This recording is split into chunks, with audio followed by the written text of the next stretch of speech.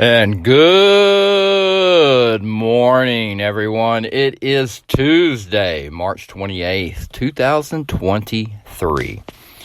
Getting into the last week of March. How this month just flown on by. One of the longest months of the year, actually. Especially after the shortest month of the year, which is always February. This is another episode of Staying Super with SimplySuperDave, as I am your host, and I'm coming to you from the great state of Louisiana, here in these crazy United States, spinning out of control on this crazy planet we call Earth, in this vast universe that we call life. Oh my gosh, I think I screwed that up there a little bit, but you get the idea, right? Here we are in this vast endless universe.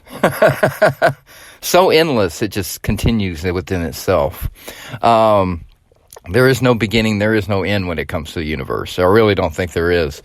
And here we are in the middle of the ocean on this little speck, living on it. And that is what Earth is. It's a speck in the ocean, which the ocean is the universe, and we're living on that speck. So when I talk about things, serious topics, the shit that's going on, the thing they want you to worry about, and I say they, even though I don't know who they are, I would assume they would be the people that control all the information. We have officially entered that part of history, the future, okay, where information is controlled, and it always has been. It always has been. But when the internet came out 20 plus years ago, those floodgates were busted open, okay? The control of information was uncontrollable. And now we're to a point where it's not so much about information getting out. It's about all the information that gets out plus all the misinformation that comes out. So not only do we have a lot of information out there, folks, we have a lot of misinformation. And the slowly we discover the truth about a lot of things going on in our world today, we're starting to realize that the truth is only a matter of perspective. And what I mean by that is, for instance, here's a good example.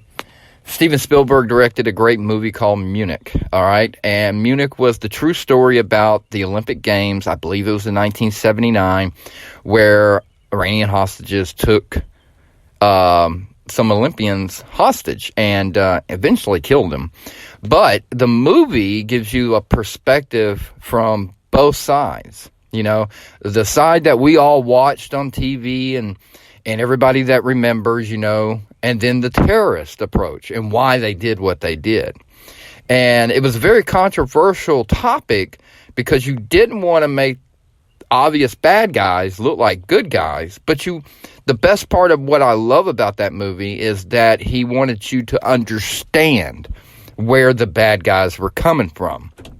I think once we get into that, a lot of stories today, a lot of movies today, we interpret the bad guy not just being just evil and bad, but just a person like everybody else that has things that push them in a way to do the things that they do, to become the bad guy.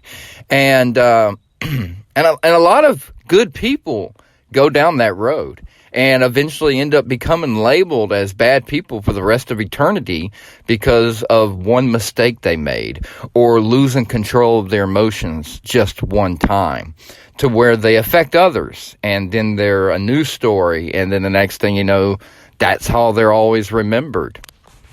Ted Kaczynski is a good example of this. Him and Charles Manson, I have watched a few interviews with, and I have to admit, those are two prime good examples of very smart, intelligent people that could have went a different way in life, but they let their emotions, they got too deep into something. Remember, folks, I always say too much of anything's a bad thing for you. Too much knowledge can also be bad for you. Ted Kaczynski, I don't know about you, but This is the Unabomber I am talking about. This man was an intelligent human being to the point where they thought he was going to be the next Einstein, okay? That's how intelligent Ted Kaczynski was. He was going to go on to do all these great things and so forth, and then somewhere along the lines, he saw the dangers of technology. You remember how we've talked in previous podcasts about what I consider the mark of the beast, the tool of that can be considered a tool or a weapon, depending on how you use it. Ted obviously saw the same things back in way early stages of technology, before the computer was really big in front of us. And he decided he was going to attack people in the technology industry by sending them bombs and so forth. And, I mean, he really just went right over the edge, you know. But if you talk to him or you listen to his interviews, he makes sense. He's right about his perception on society and where we're headed and the dangers of technology and so forth. But what he did in response to his feelings about it was completely wrong. And that baffles me, because this is a very highly intelligent human being, and he decided to, I don't know, it's just always got to be a better way. I believe if you go past talking and having conversations or trying to understand or democracy and just go into straight reaction or action without thought.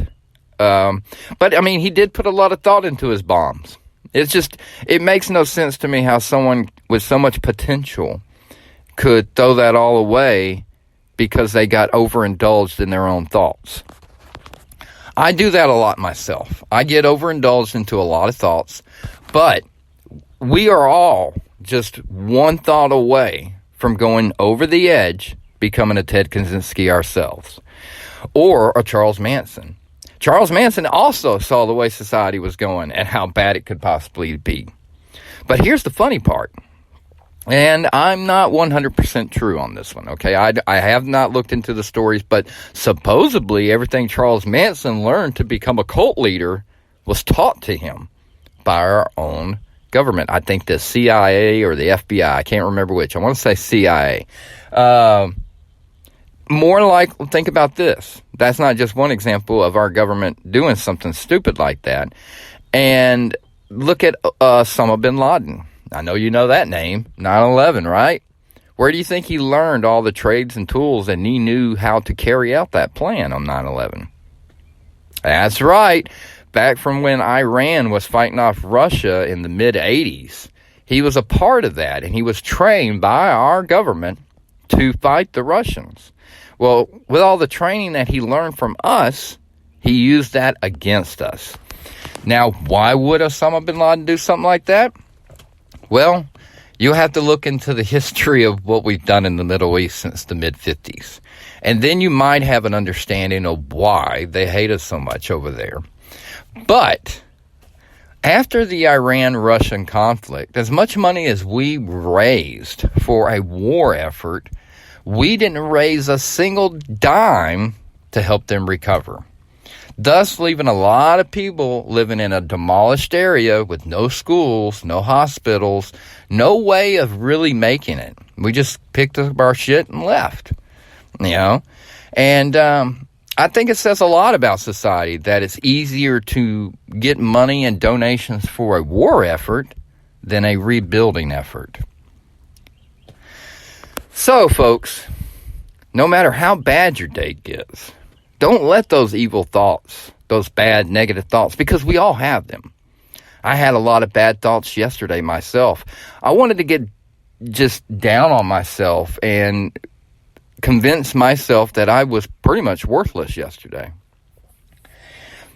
And even though I couldn't U-turn those train of thoughts, because there was nothing I could do to really turn that train around, I knew that I just had to keep it on the tracks and push through it.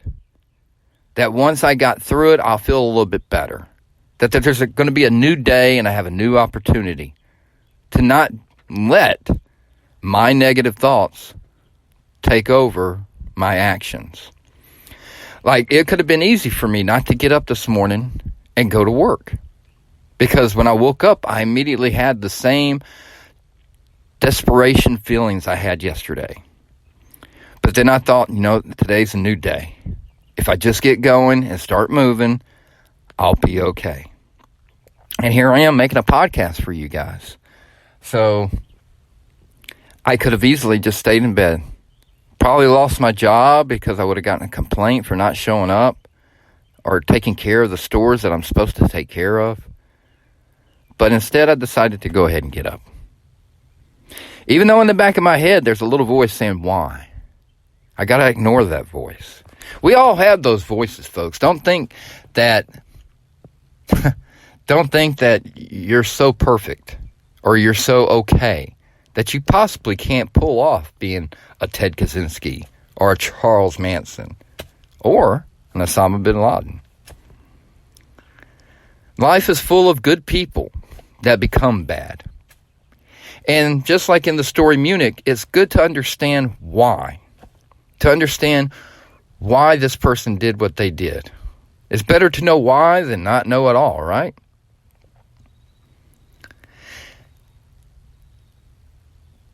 But as long as we take the time to understand ourselves and not let ourselves get so caught up in our own thoughts of negativity, we can always maintain being the good people that we are. Now let's go ahead and turn focus to why I brought all this up. There was another mass shooting over the last few days. Tennessee be the spot of this next one. And automatically this morning, the first thing I saw was a news story talking about the shooter. And the first sentence was trans shooter. Trans shooter. Oh my God. I don't know why it matters what the sexuality of the shooter is. I don't know why it matters what color the shooter is. These things don't have any bearing on why they did what they did. Now, a lot of people out there will argue with me because they would be like, because she was trans and she was bullied, that's why she went back to the school. I got that. Okay, but what if she was bullied? Look, other bullies have done the same, and it wasn't because they were trans. It was because they were bullied. Okay? Does that make it okay for what they did? No. Just like with Ted Kaczynski, you had the right frame of mind about society. You saw, and you were right. You were right about everything. But what you did made people not listen to you anymore and not care about what you had to say. And this is the same thing that's going to happen here with this Tennessee shooting. Now we're going to have split people on either sides. We're going to have people thinking if you're trans, you are mentally unstable and shouldn't have a gun, which is completely wrong. Your sexual orientation has nothing to do with whether or not you should be able to have a gun or not. And let's take this a little step further. I know gun control is a big issue in this country. I get that. I really do. And people are like, well, in other countries, they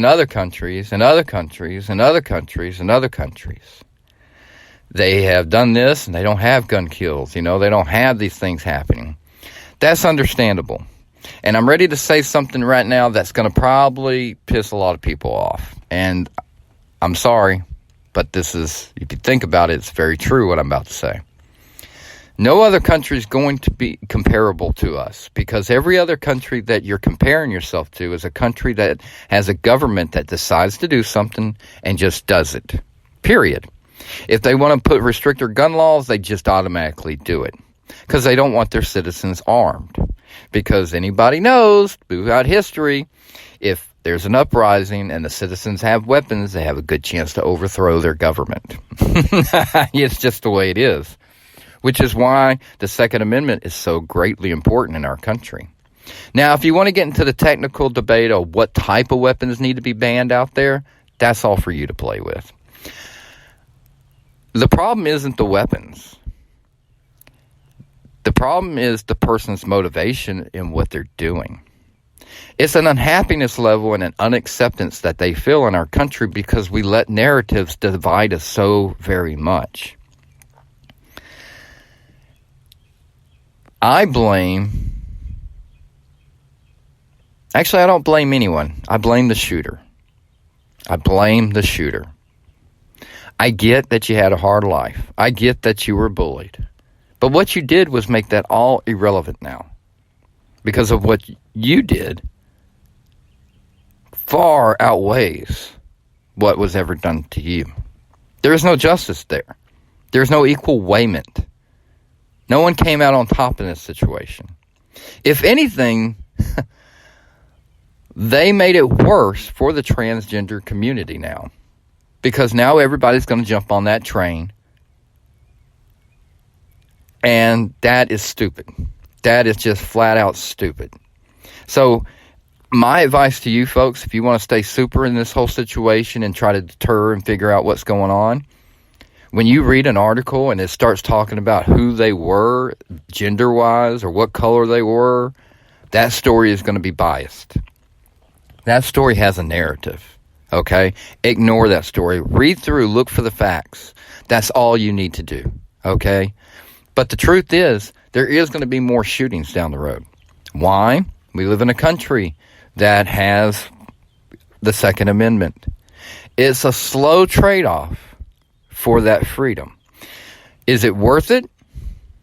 A lot of people would say no, because that's the politically correct thing to say. I will tell you yes, it is worth it. Why? Well, whenever it gets to a point where we have to overthrow our government, which honestly, I don't know. They made that back then when people would overthrow the government. I honestly don't think people today could come together to overthrow the government. So by that rationale, yeah, sure, why not make more gun laws? Okay, because people ain't going to get together to defend themselves and overthrow the government if it becomes too corrupt anyway. Because why? Most of the people in this country are already brainwashed to support the government. If I support the government, I support the country. No, you don't.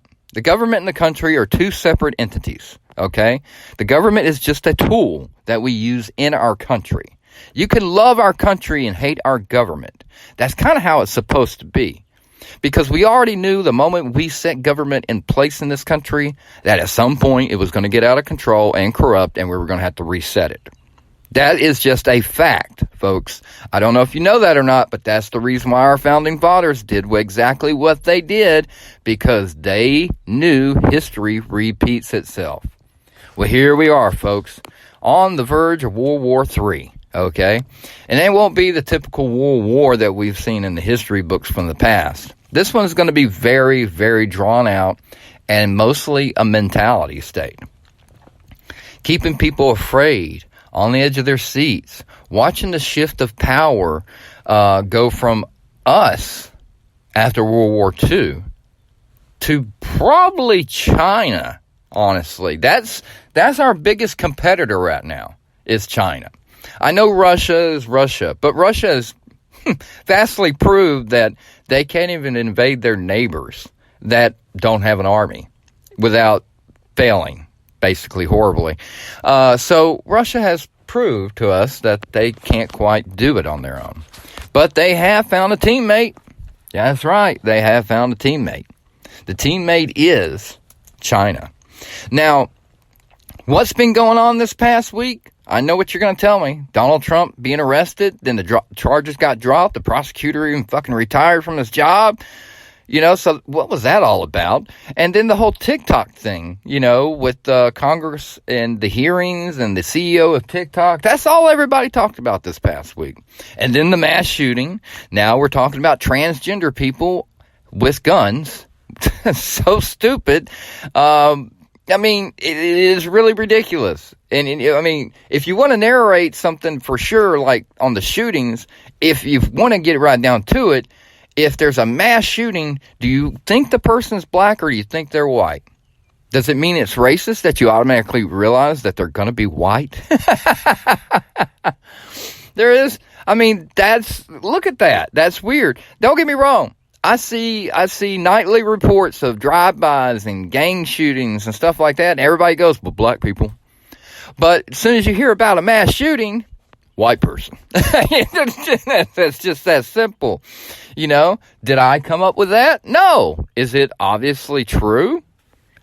If you look at the stats, it's pretty close. It's pretty close. I'm not saying every mass shooter has been white, but 99% of them have been.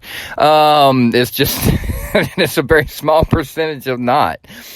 But here we are. So what I've been over the past week, that might be more important news than Donald Trump getting arrested, TikTok bans, and mass shootings. I'll tell you exactly what it is. The peace agreement that was set up by China between Saudi Arabia and Iran. Why is that more important? That's going to have world ramifications down the road. Saudi Arabia is the largest producer of oil in our country. I mean, in the world. Whoever they decide to do business with, that's like getting a major store on your account. You know, you're doing mom and pop stores, but then you get a superstore. Well, Saudi Arabia is your superstore. And they've been doing business with the United States for a very long time. And if you can remember, in 2019, Donald Trump went over there and actually negotiated a peace agreement between Iran and Saudi Arabia. Actually brought peace to the Middle East, technically. But that didn't last long, as when the next administration took over, everything that he did was pretty much wiped clean. So that left the door open for someone else to come in and do some maybe peace talks, agreement talks. China did that this past week. They brought Saudi Arabia and Iran together on agreements. Not only that, but pulled it in to their BRIC coalition, which is 5 other countries. Now you got Saudi Arabia and Iran, added on to that. Not only that, but now you have Saudi Arabia wanting to shift from the American dollar to the China, Russia, Iran currency. The yang or yuan, whatever, the yuan. Yan, whatever it is, I can't remember. Starts with a Y. Why would you name anything that starts with a Y? Anyway, so to me, that is the bigger news, because what has just happened is that Saudi Arabia is fixing to lower our dollar even more than it already is being done by our own country, with the Federal Reserve printing money, not based on hard currency, but nothing. Not only that, but that also adds another big player into the group that's against us. China, Russia, Iran, Saudi Arabia, that's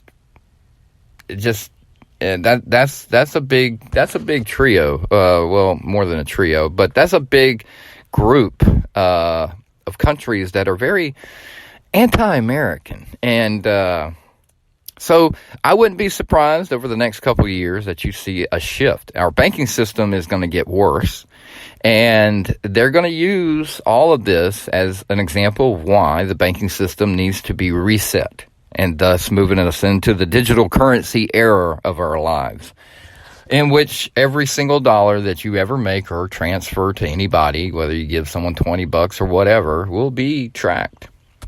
This world is moving very fast into the future, if you haven't noticed. There's countless things happening on a daily basis that pushes us towards this way.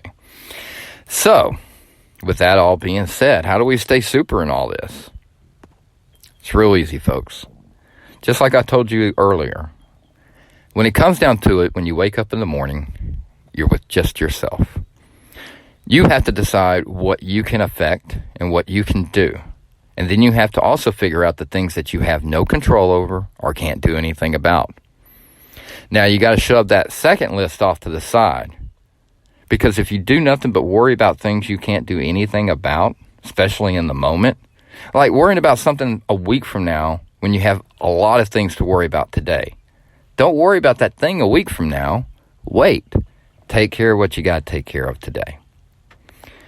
You can't save the world. You can't keep Ted Kaczynski from sending bombs to people. You couldn't keep Charles Manson from creating a cult and whatever. You couldn't stop Osama bin Laden from carrying out 9/11. There's no way you're going to be able to stop the world going in the direction that it is. What you can do is steer it so we don't crash. That's all you can do, folks. And it all starts with you every day walking out that front door without a chip on your shoulder, without a narrative that's already been put in your head, and looking at the world around you and taking it in one breath at a time. And realizing that it's your bubble that you have control over. Your bubble is what matters the most. Look, folks, life is crazy, spinning out of control in this vast universe that we call life. Enjoy the ride. Don't be overcome by your own negativity, your own feelings. Don't throw away everything good you had in your life over your overindulgence into the negative. Don't do it. Don't let one mistake ruin everything that you've done. Don't be labeled by one decision that you made, because this can easily happen. We've seen it throughout history so many times, and it's never going to end, because there's always good people and there's bad people. I don't know how that really works. I don't know if there's a gene or if it's just because of upbringing, mentality of I deserve more and I feel like I'm being blah, blah against, whatever it is. You got to ignore those things. You got to stay focused on your own life. You got to be the more positive person, even on your most negative days. Remember, there's only one way to conquer hate and fear out there, and that is with love and laughter. That is a fact. And if you want to be a conqueror and not a victim, that's the way to go. Otherwise, you're just going to fall short.